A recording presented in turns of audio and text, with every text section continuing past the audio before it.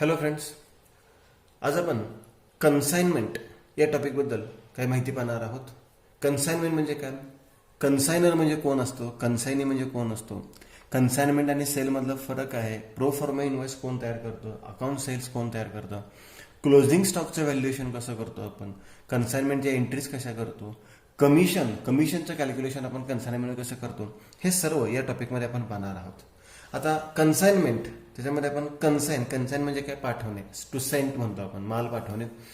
मग कन्साइनमेंटचा अर्थ काय, a manufacture or a wholesaler generally appoints agents in different part of his country or in foreign countries to sell his goods on commission basis on his behalf and at his risk. म्हणजे काय करतो आपण की consign म्हणजे माल पाठवतो. आता माल कोणाला पाठवतो, समजा आपण मॅन्युफॅक्चर असो म्हणजे माल उत्पादन करणारे, किंवा आपण होलसेलर असो, घाऊक विक्रेता म्हणजे जो माल मोठ्या प्रमाणात खरेदी करतो आणि डीलर्सना डिस्ट्रीब्यूट करतो. मग आपण मॅन्युफॅक्चर असो किंवा होलसेलर असो किंवा डीलर असो, आपण वेगवेगळ्या छोट्या दुकानांना माल सप्लाय करत असेल तर आपण काय करतो, त्या मालाची विक्री करण्याकरता वेगवेगळ्या ठिकाणी एजंटची नेमणूक करतो. आता हे एजंट म्हणजेच कोण असतात, कन्साइनी असतात. एजंट म्हणजे कोण असतात, कन्साइनी. म्हणजे आपण मालाची विक्री मग आपल्या सिटीमध्ये असेल किंवा आपल्या जिल्ह्यामध्ये असेल, आपल्या राज्यामध्ये असेल, इतर राज्यामध्ये असेल किंवा इतर देशामध्ये असेल, कुठेही मालाची विक्री करायची असेल तर वेगवेगळ्या ठिकाणी आपण एजंटची नेमणूक करतो आणि त्यांच्या मार्फत आपण माल विक्री करतो. आता या एजंटची नेमणूक केली की त्यांना आपण माल पाठवतो, माल विक्री करत नाही, त्यांना आपण काय करतो, माल पाठवतो, त्यालाच आपण कन्साइन म्हणतो, माल पाठवतो. मग तो माल एजंटला मिळाला की एजंट त्याच्यासाठी काही खर्च करतो. म्हणजे समजा ॲडव्हर्टाईज करायचे असेल, पॅकिंगसाठी चांगला काही खर्च करायचा असेल, ट्रान्सपोर्टेशनचा खर्च असेल, कॅरेज असेल, इन्शुरन्स असेल, तोही काही खर्च करतो आणि तो माल जास्तीत जास्त किमतीला विक्री करतो, जास्तीत जास्त किमतीला विक्री करतो. आणि विक्री केल्यानंतर त्याचा मोबदला म्हणून त्याला आपण काय देतो, कमिशन देतो. आणि कमिशन वजा करून राहिलेली रक्कम तो कोणाला पाठवतो, परत मॅन्युफॅक्चर, होलसेलरला. आता जो माल पाठवतो त्याला आपण काय म्हणतो, कन्सायनर असे म्हणतो. आणि जो माल विक्री करतो की ज्याला आपण माल विक्री करण्याकरता पाठवतो त्याला आपण काय म्हणतो, कन्सायनी असं म्हणतो. मग कन्सायनर म्हणजे कोण म्हणणार आपण बघा, कन्सायनर म्हणजे माल पाठवणारा, म्हणजे तो होलसेलर असू शकतो किंवा मॅन्युफॅक्चर असू शकतो, बरोबर. A person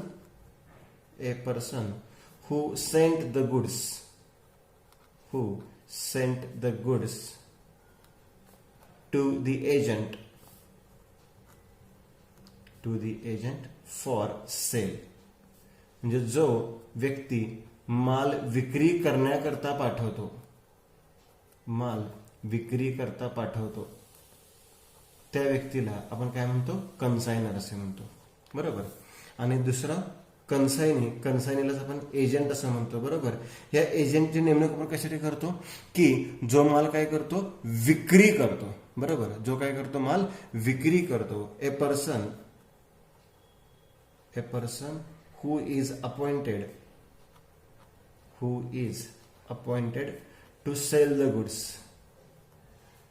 to sell the goods at profit किंवा ॲट मॅक्सिमम प्रॉफिट म्हणू शकतो आपण. म्हणजे जो माल विक्री करतो किंवा ज्याची म्हणत आपण, ज्याची माल विक्री करण्याकरिता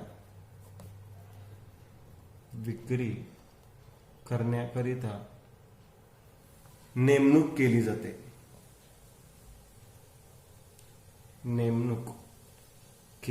जाते, त्याच आपण काय म्हणतो, कन्सायनी असं म्हणतो, बरोबर. म्हणजे याच्यामध्ये नातं परचेसर किंवा सेलरचं नसतं, तर याच्यामध्ये नातं कोणाचं असतं, ओनर आणि एजंटचं नातं तयार होतं. किंवा त्याला आपण प्रिन्सिपल आणि एजंट म्हणतो, प्रिन्सिपल आणि एजंट असं नातं याच्यामध्ये निर्माण होतं. याच्यामध्ये परचेसर आणि सेलर असं नातं तयार होत नाही, बरोबर. ह्याच्यामध्ये काय सांगितलं बघा, the sender of the goods is called as consignor. जो माल पाठवतो त्याला कन्सायनर म्हणतो. And the person to whom the goods are sent is called as consignee. आणि ज्याला आपण माल विक्री करतो त्याला कन्सायनी असं म्हणतो, ठीक आहे. ज्याला माल आपण पाठवतो त्याला आपण कन्सायनी म्हणतो. In other words, a consignor is an owner of goods and consignee is an agent of the consignor. म्हणजे ओनर आणि एजंट असं नातं होतं, किंवा thus the relation between the consignor and the consignee is that of principal and agent. इथे PAL पाहिजे, principal and agent. Consignment is a dispatch of goods. Dispatch of goods म्हणजे माल पाठवणे by the consignor to consignee for sale on commission basis on the risk and account of the consignor. बरोबर. म्हणजे ह्याच्यामध्ये risk कोणाची असते? कन्सायनरची असते. जबाबदारी सर्व कन्सायनरची असते. It is not a sale by the consignor or a purchase by the consignee. ह्याच्यामध्ये कोणताही खरेदी विक्रीचा व्यवहार होत नाही. ह्याच्यामध्ये आपण काय करतो? फक्त माल विक्री करण्याकरता पाठवतोय. म्हणजे आपण ओनरशिप म्हणजे मालकी हक्क त्यांना ट्रान्सफर करत नाही, फक्त पोझिशन म्हणजे माल त्यांना ताब्यात देतो आणि त्यांना माल विक्री करण्याकरता सांगतो. As such the ownership in the goods sent does not pass over to the consignee but it is remain with the consignor and the sale proceeds belong to the consignor. In a sale transaction the ownership of goods sold passes over to the purchaser immediately on the purchase of goods. आता याच्यामध्ये consignment आणि सेलमध्ये काय फरक आहे ते सांगितलेलं आहे. बघा, पहिला पॉईंट काय आहे? ओनरशिप. कन्साइनमेंटमध्ये काय करतो? ओनरशिप ट्रान्सफर करतो का आपण? तर ओनरशिप ट्रान्सफर करत नाही. सेलमध्ये काय करतो? ओनरशिप ट्रान्सफर करतो म्हणजे मालकी हक्क देतो. हे कन्साइनमेंट आहे आणि हे सेल आहे. ठीक आहे, हा पहिला पार्ट झाला. Ownership in the goods does not pass over to consignee. आपण मालकी हक्क पाठवतो नाही, आपण फक्त माल पाठवतो, तो माल त्याने विक्री करायचा असतो. आणि सेलमध्ये काय करतो? आपण मालकी हक्कच ट्रान्सफर करतो. Ownership in the goods passes over to the purchaser. आता याच्यामध्ये रिलेशन, सेकंड पॉईंट कोणता आहे? रिलेशन. आता कन्साइनमेंटमध्ये रिलेशन काय असतं? ओनर आणि एजंट किंवा प्रिन्सिपल आणि एजंट असं रिलेशनशिप असतं. प्रिन्सिपल आणि एजंट. आणि याच्यामध्ये काय होतं? जो सेलर आणि परचेसर होऊ शकतो. बरोबर, सेलर आणि परचेसर. किंवा उधारीने माल खरेदी केला असेल तर काय होऊ शकतं? क्रेडिटर आणि डेटर. क्रेडिटर आणि डेटर असं नातं तयार होतं. हे झालं कन्साइनमेंट आणि हे झालं सेल. तिसरा पॉईंट कोणता आहे? एक्सपेन्सेस. आता जे खर्च कन्साइनमेंटमध्ये कन्साइनीने खर्च केलेले असतात, एजंटने खर्च केलेले असतात, बरोबर, त्या खर्चाची रक्कम तो विक्रीतून वजा करतो किंवा ते खर्च आपल्याला पेड करावे लागतात. म्हणजे रिइम्बर्स करू शकतो आपण. रिइम्बर्स्ड म्हणजे कन्साइनीने जरी खर्च केला, एजंटने जरी खर्च केला तर त्याची भरपाई आपल्यालाच द्यावी लागते. म्हणजे तो खर्च आपल्याला सहन करावा लागतो, कारण की आपल्यासाठी त्यानं माल विक्री केलेला असतो. पण एकदा पण माल विक्री केला, बरोबर, एकदा माल विक्री केला आणि परचेसरने काही खर्च केला असेल तर तो खर्च सेलर त्याला देत नाही. Consignment expenses paid by consignee are reimburse by the consignor. बरोबर, म्हणजे त्याने खर्च केला तो आपण रिइम्बर्स म्हणजे आपण तो खर्च नंतर द्यायचा असतो. Expenses incurred by purchaser after purchase of goods are not reimburse by the seller. म्हणजे एकदा पण माल विकला आणि त्या परचेसरने काही खर्च केला असेल तर त्याला सेलर जबाबदार राहत नाही. आणि शेवटचा पॉईंट येतो रिस्क. आता जबाबदारी कोणाची असते? तर आपण इथे कन्सायनीला माल पाठवतो, बरोबर, आणि कन्सायनीने माल विक्रीपर्यंत जर काही नुकसान झालं तर ती सगळी जबाबदारी कोणाची असते? कन्सायनरची असते. म्हणजे आपल्या जबाबदारीवर आपण माल पाठवतो. पण एकदा माल विक्री केला आणि तो माल घेऊन जाताना जर काही नुकसान झालं तर सेलरची कोणतीही जबाबदारी नसते. Consignor bears the risk attach to the good consign आणि seller does not bear the risk it passes over to the purchaser. म्हणजे कन्साइनमेंट आणि सेल याच्यामध्ये हे 4 फरक आहे. हे 4 फरक तुम्ही लक्षात ठेवा. आता याच्यानंतर पुढचा एक महत्त्वाचा पॉईंट येतो, तो कोणता येतो? Proforma invoice. आता प्रोफॉर्मा इनव्हॉइस म्हणजे काय आणि कोण तयार करतो? तर प्रोफॉर्मा इनव्हॉइस म्हणजे काय करतो? आपण एक इनव्हॉइस तयार करतो, एक बिल तयार करतो. त्या बिलामध्ये आपलं नाव संपूर्ण सुरुवातीला येतं आणि आपण ज्यांना माल पाठवणार आहे त्यांचे एक डिटेल्स आलेले असतात. मग त्यांना आपण कोणकोणत्या स्वरूपाचा माल पाठवलेला आहे त्या प्रोफॉर्मा इनव्हॉइसमध्ये आपण मांडणी करतो. आता प्रोफॉर्मा इनव्हॉइस कोण तयार करतो? तर कन्सायनर तयार करतो. A consignor prepares a proforma invoice at the time of dispatching goods to the consignee. म्हणजे माल पाठवताना आपण काय करतो? इनव्हॉइस तयार करतो. इनव्हॉइस तयार करतो म्हणजे काय? आपण कोणकोणता माल पाठवलेला आहे, त्यासाठी आपण किती खर्च केलेला आहे, ह्याचे सर्व डिटेल्स आपण त्याच्यामध्ये लिहितो. And sends it to the consignee along with the goods it gives full particulars of the goods consign, किती रुपयाचा माल पाठवलेला आहे, such as the value of goods, the means of transport, कशाने माल पाठवलेला आहे, the expenses paid by the consignor, आपण किती खर्च केलेला आहे. म्हणजे बघा इथे आपण हा कन्सायनर आहे मेसर्स विजय अँड सन्स, आपण आहोत प्रोफॉर्मानुसार करतो. आपण 1 एप्रिल 2006 ला माल पाठवला, कोणाला पाठवला, ज्योती इलेक्ट्रिक हाऊस पुणे, म्हणजे कन्सानीला माल पाठवला. मग काय काय पाठवल्यात, 800 फॅन्स पाठवल्यात 168 रुपये प्रमाणे, 1,34,400 रुपयाचे फॅन्स पाठवलेत. खर्च किती केला आपण, 400, 600, 200 म्हणजे 1,200 खर्च केला. म्हणजे आपण एकूण टोटल किती रुपये खर्च केला, 1,35,700, म्हणजे आपण हा माल आणि हा खर्च केलेला आहे. आता पुढे काय सांगितलेलं आहे, अकाउंट सेल्स. अकाउंट सेल्स कोण तयार करतं, तर टप्प्याटप्प्याने जसं जसं माल विक्री करतो कन्सायने, एजंट जसं जसं माल विक्री करतो तसं तसं काय तयार करतो, अकाउंट सेल्स तयार करतो. आता 800 फॅन पाठवलेत, 800 फॅन एकदमच विक्री केले तर असं काही नाही आहे. सुरुवातीला 200 विक्री केले तर 200चे अकाउंट सेल्स पाठवणार, 400 विक्री केले 400चे अकाउंट सेल्स पाठवणार, बरोबर. A consignee prepare and account sales giving the details regarding sales made by him, त्याने किती रुपयाचा माल विक्री केला, एक्सपेन्सेस पेड बाय हिम, त्याने खर्च किती केला, हीच कमिशन, त्याचं कमिशन किती आहे त्यातलं, अमाऊंट पेड बाय हिम, त्याने किती रुपये आपल्याला दिलेले होते, and the balance due to the consignor, आणि तो आपल्याला किती रक्कम देणे आहे.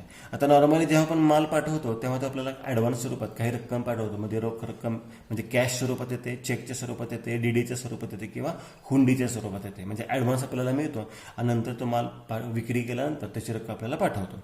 आता इथे काय सांगितलंय, कन्साईन म्हणजे ज्योती इलेक्ट्रिक हाऊसने अकाउंट सेल्स किती माल मिळाला होता, किती फॅन्स मिळाले होते, 800 फॅन्स मिळाले होते. आता त्यातले किती विक्री केलेत बघूयात. इथे काय सांगितलं, सेल प्रोसिड्स ऑफ 600 फॅन्स, म्हणजे किती रुपयाचा किती माल विकले त्यांनी, 800 फॅनपैकी 600 फॅन विकले, अजून 200 फॅन त्यांच्याकडे शिल्लक आहे. मग 800 पैकी 600 फॅन विकले, किती रुपये प्रमाणे, 200 रुपये प्रमाणे, 1,00,000 विचार खर्च झाला. आणि त्याने किती खर्च केले ते वजा करतो. म्हणजे 600 रुपये ॲडव्हर्टाईजसाठी, इन्शुरन्ससाठी असेल, ऑक्ट्रासाठी 1-200 असतील, आणि कमिशन 10%, ह्याच्यावर 10% काढले 12,000, म्हणजे 13,800 त्यांचा खर्च झाला. मग 1,20,000चा माल त्यांनी विकला, त्यातनं 13,800 ते वजा करणार, आपल्याला किती पाठवणार, 1,06,200.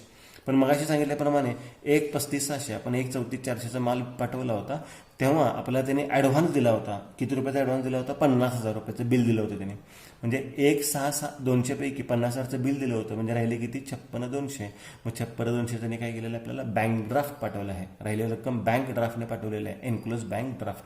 मग चेकने पाठवले असेल, कॅशने पाठवले असेल, डीडीने पाठवले असेल किंवा बिल ऑफ एक्सचेंजने पाठवले असेल, जशा स्वरूपाची रक्कम पाठवलेली असेल.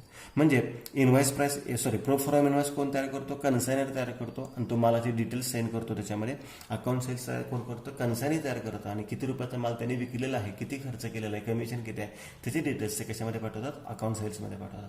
आता हेच एक्झाम्पल आपण पाहणार आहोत. याच्यामध्येच आपण प्रिपेअर कन्साइनमेंट अकाउंट त्यांनी विचारलं असेल तर कसं करायचं हे आपण पाहणार आहोत.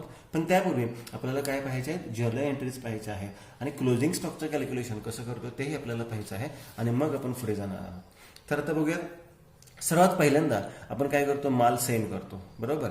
बघा, हा विक्री व्यवहार नाही, पुन्हा रिपीट करतो मी. म्हणजे काय, कन्सायनरने कन्सायनीला माल जस्ट पाठवलेला आहे, विक्री केलेला नाही. विक्री केला असता तर consignee account debit to goods oblique sales account म्हणलं असतं, पण इथे फक्त माल पाठवलेला आहे.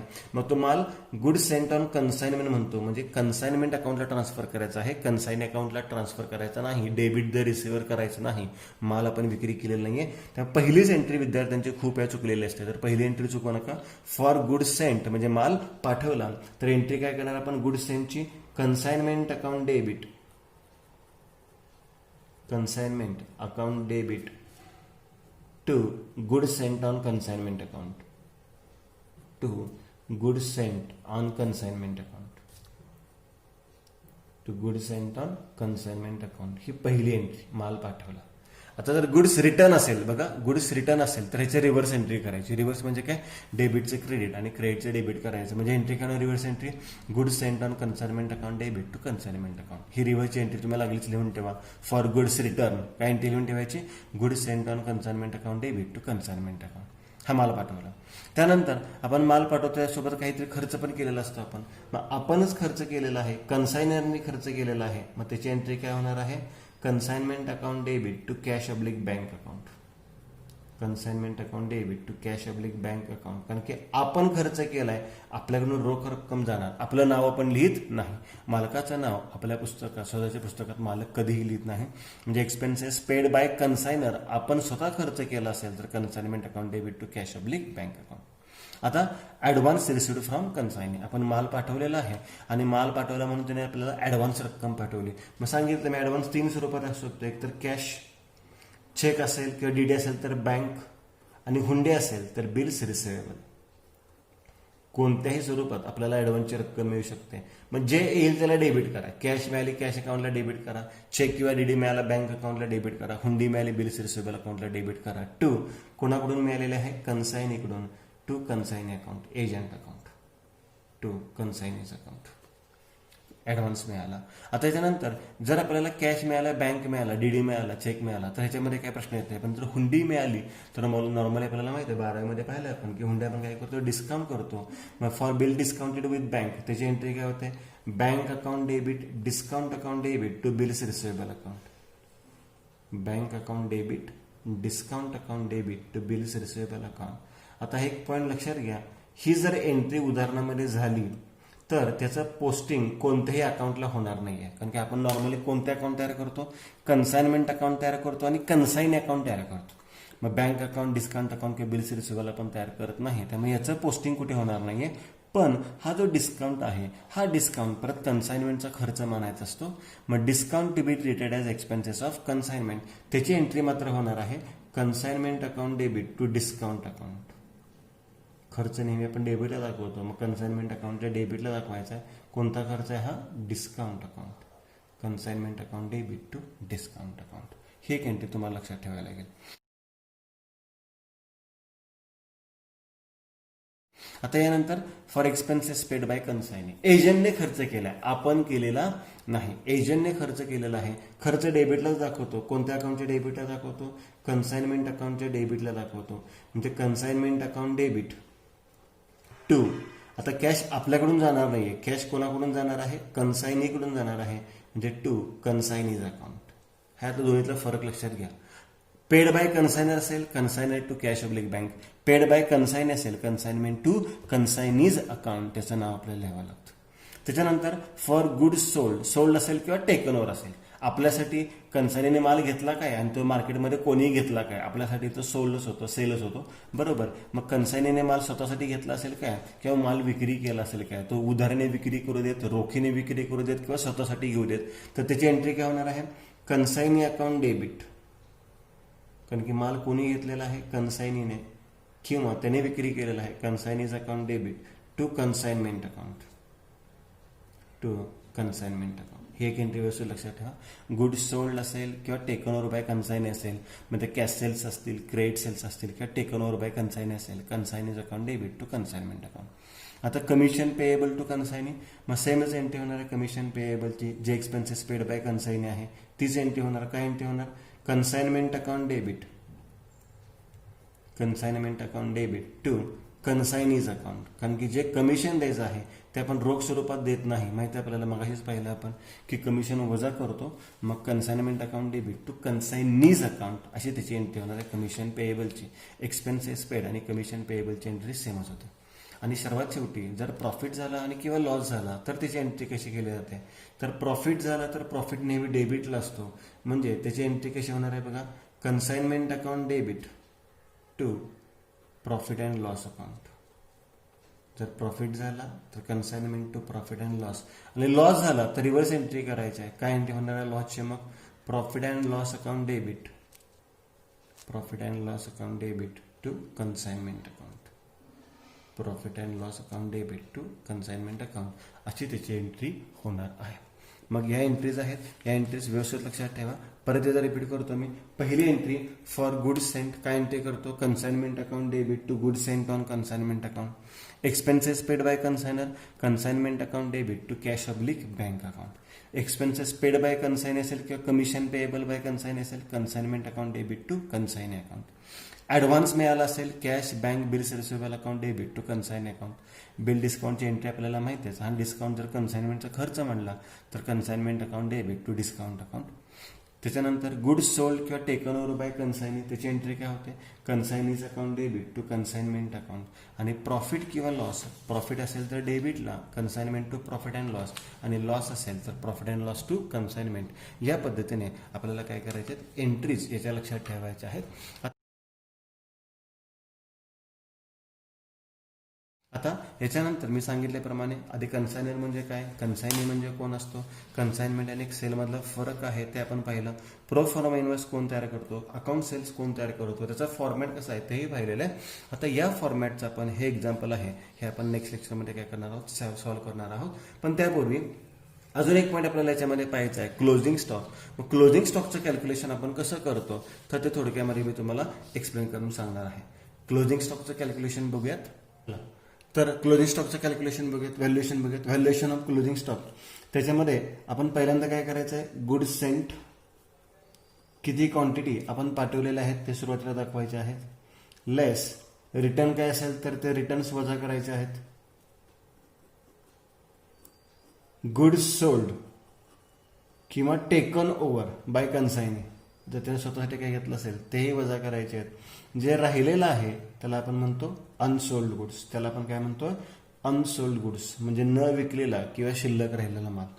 मग त्याच्यानंतर 2 कॉलम करायचे आहेत, पर्टिक्युलर्स आणि रुपीज. आता काही वेळेस उदाहरणामध्ये इनव्हॉइस प्राइस दिलेली असते, म्हणजे माल वेगळ्या किमतीने पाठवलेला असतो, मूळ किमतीच्या जास्त किमतीने पाठवलेला असतो, त्याला इनव्हॉइस प्राइस म्हणतो. इनव्हॉइस प्राइस दिली नसेल तर काय करायचे आहे, कॉस्ट प्राइस घ्यायचे आहे. कॉस्ट प्राइस किंवा invoice price of unsold goods म्हणजे शिल्लक राहिलेल्या मालाची कॉस्ट प्राइस काय इनव्हॉइस प्राइस आपण आधी विचारात घ्यायची असते.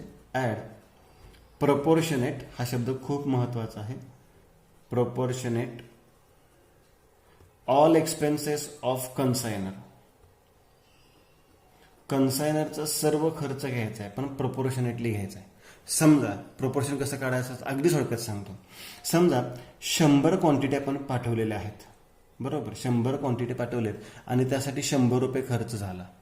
मग क्लोजिंग स्टॉक काढताना 100 रुपये खर्च सगळा नाही घ्यायचा, तर 100 पैकी समजा 20 क्वांटिटी शिल्लक असतील. किती क्वांटिटी शिल्लक असतील, 20. तोंडी कॅल्क्युलेशन तुम्ही करू शकता. बघा 100 क्वांटिटीला 100 रुपये म्हणजे एका क्वांटिटीला किती झाला, 1 रुपया झाला. मग 20 क्वांटिटीला किती रुपये खर्च येणार आहे, 20 रुपये. म्हणजे ते प्रपोर्शनेट एक्सपेन्सेस किती रुपये घेणार आपण, 100 रुपये न घेता किती रुपये घेणार, 20 रुपये.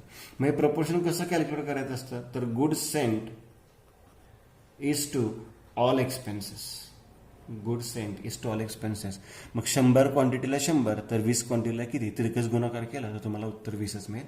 म्हणजे हा एक खर्च त्याच्यामध्ये काय करतात, ऍड करतात. त्याच्यानंतर ऍड अजूनही काय खर्च घ्यायचा असतो, प्रपोर्शनेट. आता इथे ऑल म्हणायचं नाही तर नॉन रिकरिंग. नॉन रिकरिंग म्हणजे सातत्याने न होणारा, एकदाच होणारा, नॉन रिकरिंग एक्सपेन्सेस ऑफ कन्सायनी. म्हणजे नॉन रिकरिंग एक्सपेन्सेसची लिस्ट सुद्धा तुम्हाला लक्षात ठेवायची आहे आणि ते नॉन रिकरिंग एक्सपेन्सेस ऑफ कन्सायनी घ्यायचे असते. मग ह्याचंही कॅल्क्युलेशन कसं करतो, प्रपोर्शन तसंच करतो. Good sent is to non recurring expenses.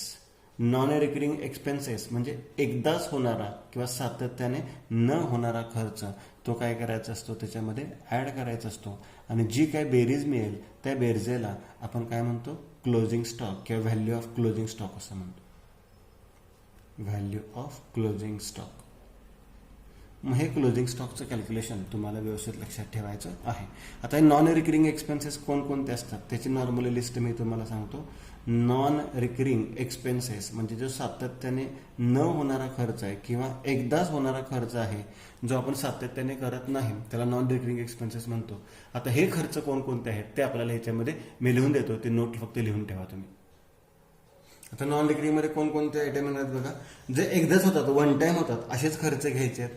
मग फ्रेट, वाहतूक खर्च असेल, वाहतूक भाडे.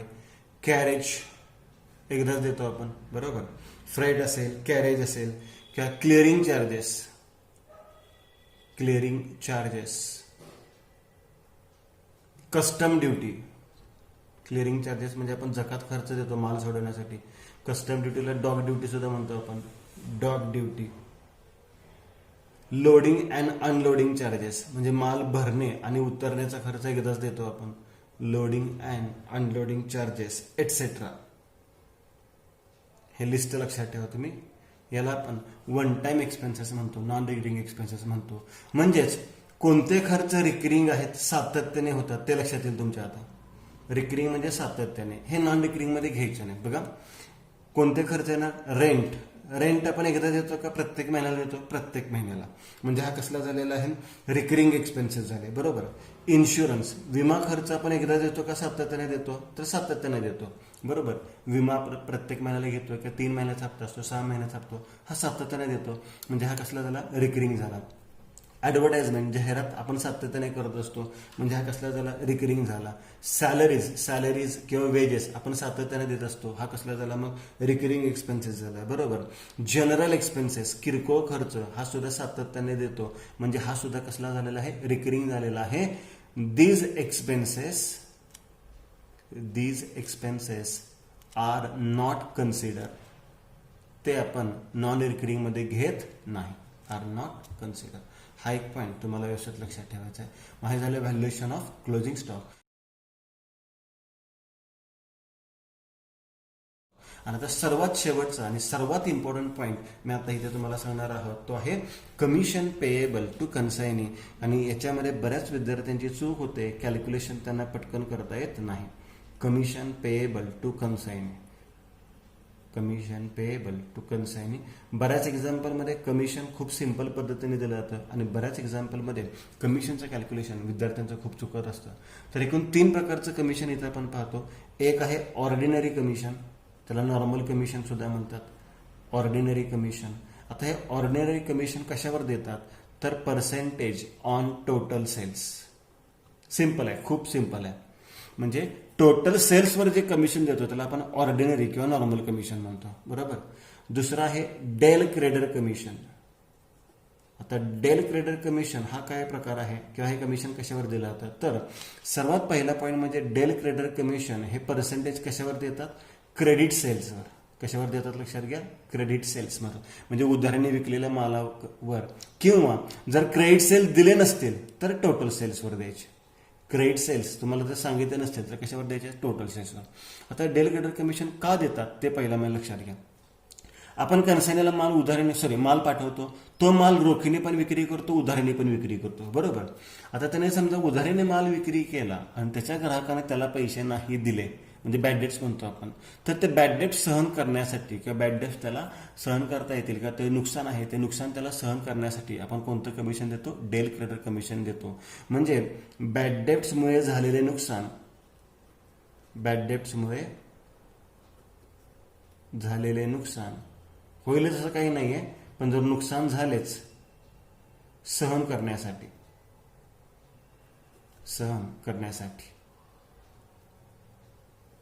डेल क्रेडर कमिशन दिलं जातं. आणि हा पॉईंट तुम्हाला प्रॅक्टिकल एक्झाम्पलमध्ये कुठेतरी येणारच आहे. जर उदाहरणामध्ये डेल क्रेडर कमिशन दिलं असेल तर बॅड डेटची जर्नल एंट्री करायची नाही. ते प्रॅक्टिकल एक्झाम्पलमध्ये तो पॉईंट सुद्धा येईल. आणि शेवटचं कमिशन आहे त्याला आपण स्पेशल कमिशन म्हणतो किंवा बोनस कमिशन म्हणतो. स्पेशल कमिशन किंवा त्याला बोनस कमिशन म्हणतो. हे स्पेशल कमिशन आहे हे पर्सेंटेज ऑन एक्सेस प्राइसवर देतात. आता एक्सेस प्राइस म्हणजे काय? हा सर्वात महत्वाचा पॉईंट आहे. एक्सेस प्राइस म्हणजे selling price minus invoice price. Selling price minus invoice price म्हणजे त्याला आपण काय म्हणतो? स्पेशल कमिशन किंवा एक्सेस प्राइस आपण म्हणतो. एक्सेस प्राइसवर आपण काय देतो? स्पेशल कमिशन देतो. आता याचं एक एक्झाम्पल तुम्हाला समजण्यासाठी देणार आहे मी. पहा, उदाहरणार्थ X sent goods of rupees किंवा goods costing rupees 10,000 to Z at rupees 12,000. म्हणजे एक्सने 10,000 रुपयाचा माल, मूळ किंमत 10,000 होते, पण पाठवताना किती रुपयाला पाठवला? 12,000 रुपयाला. याला आपण म्हणतो कॉस्ट प्राइस, याला आपण म्हणतो इनव्हॉइस प्राइस, बरोबर. Z sold the goods cash sales म्हणजे रोखीने माल विक्री केलाय 8,000 अँड क्रेडिट सेल्स 12,000. बघा, आता 10,000 रुपये मूळ किंमत होती, पाठवला 12,000 रुपयाला. आता झेडने तो माल विकला, कसा विकलेला आहे? रोखीने 8,000 रुपयाचा आणि उधारीने 12,000 रुपयाचा. म्हणजे सगळा माल त्याने एकूण किती रुपयाला विकलेला आहे? 20,000 रुपयाला विकलेला आहे, बरोबर. हवं तर मी इथे लिहितो फॉर रुपीज 20,000. हे 20,000चं एक्सप्लेनेशन मी तुम्हाला दिलेलं आहे. Z entitled to get 2% normal commission, 3% Dell creditor commission and 5% special commission. ठीक आहे, कमिशनचा पॉईंट क्लिअर होईल. आता कमिशन कसं कॅल्क्युलेट करतो ते समजून घ्या. नंबर 1, आधी इथे आपण हेडिंग देऊयात कमिशन. आता कमिशन त्याला कसं कसं पे करणार आपण ते लक्षात घ्या. पहिल्यांदा आपण नॉर्मल कमिशन काढणार किंवा ऑर्डिनरी कमिशन म्हणतो आपण. ऑर्डिनरी कमिशन किंवा नॉर्मल कमिशन कशावर देतो आपण? टोटल सेल्सवर देतो. आता इथे 2% सांगितलंय. 2% ऑन टोटल सेल्स किती आहे? 20,000. मग 20,000चा 2% किती रुपयाला? 400 रुपयाला. Number 2, del credere commission. Del credere commission. आता डेल क्रेडिटर कमिशन किती टक्के सांगितले? 3%. आणि हे टोटल सेल्सवर द्यायचं नाहीये बघा, हे टोटल सेल्सवर असतं. पण डेल क्रेडिटर कमिशन नेहमी कशावर असतं? क्रेडिट सेल्सवर असतं. कॅश सेल्स आणि क्रेडिट सेल्स, त्यातला क्रेडिट सेल्स किती आहे? 12,000. म्हणजे क्रेडिट सेल्सवर डेल क्रेडिटर कमिशन देतो आपण. 12×36 360 रुपये. आणि हे झालं आता स्पेशल कमिशन. आता हे स्पेशल कमिशन कशावर देतो आपण? तर एक्सेस प्राइसवर देतो. माझे स्पेशल कमिशन किती टक्के आहे? 5%. आता एक्सेस प्राइस म्हणजे काय? तर selling price minus invoice price. Cost प्राइसचा काय संबंध नाही, लक्षात घ्या. Selling price minus invoice price. तर त्यांनी तसं सांगितलं असेल कॉस्ट प्राइस, तर तुम्ही कॉस्ट प्राइस घेऊ शकता. तर इथे सेलिंग प्राइस किती आहे चेक करा. सेलिंग प्राइस, माल किती रुपयाला विकलाय? 20,000 रुपयाला. वजा इनव्हॉइस प्राइस. इनव्हॉइस प्राइस किती आहे बघा इथे? 12,000 रुपयाला माल पाठवलेला आहे. म्हणजे 5% ऑन 20 वजा 12 म्हणजे किती रुपयावर काढायचा आहे? 8,000वर 5% काढायचा. 8,000वर 5% म्हणजे किती रुपयाला आहे? 400 रुपयाला आहे. म्हणजे एकूण कमिशन किती रुपयाला आहे? 1,160 रुपये कमिशन आलेलं आहे. म्हणजे कमिशनचं कॅल्क्युलेशन तुम्हाला या पद्धतीने करायचं आहे. हा पॉईंट व्यवस्थित लक्षात घ्या की कॅल्क्युलेशन आपण कसं करतो ते महत्वाचं आहे. एक्सेस प्राइस कशी कॅल्क्युलेट करायची असते, त्याच्यावर कमिशन म्हणजे special commission, del credere commission, normal commission, हे पॉईंट्स आहेत. हे व्यवस्थित समजून घ्या. मग इथे तुम्हाला मी कमिशनसाठी एक फॉर्मॅट सुद्धा दिलेला आहे. इथे नॉर्मल कमिशन कशावर देतो आपण? Consign is entitled to get fix amount of commission और a percentage, fix percentage on the gross sale process, म्हणजे कॅश आणि टोटल सेल्सवर म्हणतो आपण. डेल क्रेडिटर कमिशन कशावर देतो आपण? तर कशासाठी देतो ते सांगितलं आधी. Consignee to bear suffer the loss of bad debts if any arising out of credit sales affected by the consignee. In the absence of this commission the loss of bad debts is required to be borne by the consignor. म्हणजे entry करायची की नाही ते सांगितलंय. This commission is calculated on total sales unless it is specifically agreed to calculate it on credit sales only. जर total cells करतो, जर credit cells दिले नसतील तर आपण कमिशन कशावर करतो? टोटल सेल्सवर करतो. आणि स्पेशल कमिशन कशावर करतो आपण? तर एक्सेस प्राइसवर करतो. ते काय एक्सेस प्राइस कशी कॅल्क्युलेट करतो? Sales price minus invoice price. मग त्याचं एक्झाम्पल इथेही तुम्हाला दिलेलं आहे. ते एक्झाम्पल तुम्ही व्यवस्थित पाहू शकता. ठीक आहे. तर या पद्धतीने आपण क्लोजिंग स्टॉकचं कॅल्क्युलेशन कसं करतो, कमिशनचं कॅल्क्युलेशन कसं करतो, त्याच्या एंट्रीज कशा करतो, हे सर्व पाहिलेलं आहे. नेक्स्ट लेक्चरपासून आपण त्याचे एक्झाम्पल आपण सुरुवात करणार आहोत. थँक्यू.